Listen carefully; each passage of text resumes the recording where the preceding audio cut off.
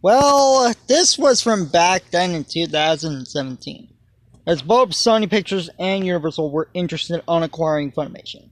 Of course, how Sony did it ended up to be a disaster, especially when they decided to merge Funimation with Crunchyroll after how AT&T sold it to them, which was a terrible idea, which we had to settle through of it being an anime monopolizer. But what would have happened if Universal actually got Funimation and not Sony?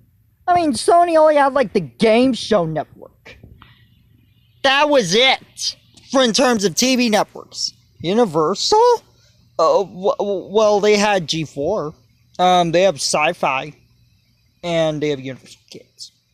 So, what would have happened if Universal actually got Funimation? Maybe they would have kept the shows on Toonami, but probably to have their own focus on the Universal networks. We could have had Dragon Ball on Universal Kids, as well as One Piece, Fruits Basket, and My Hero Academia. Syfy would have had Animonday to return with their anime due to if they bought out Funimation. It would have been interesting if Universal actually got Funimation and not Sony.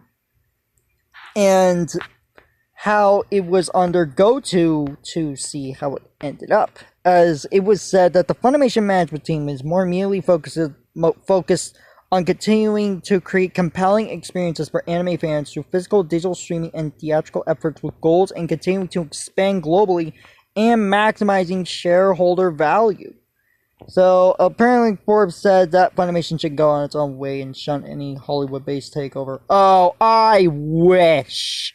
Because Sony probably killed Funimation. They killed the company, thanks to the whole thing with Crunchyroll merging with it. That partnership was nice, but that merger was terrible. Absolutely appalling.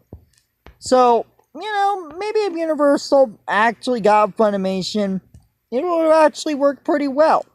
I mean, it would have worked interestingly well for Universal, and they have Syfy, Universal Kids. Universal Kids would have had so much anime. Just imagine if Universal Kids actually had anime. It would have probably helped even if they were discontinuing on originals. Think about it. Honestly, they really should have gotten more DreamWorks shows, but if they actually got Funimation, they would have had so much more anime instead of just CoComelon and Masha and the Bear and Trolls. It would have been interesting.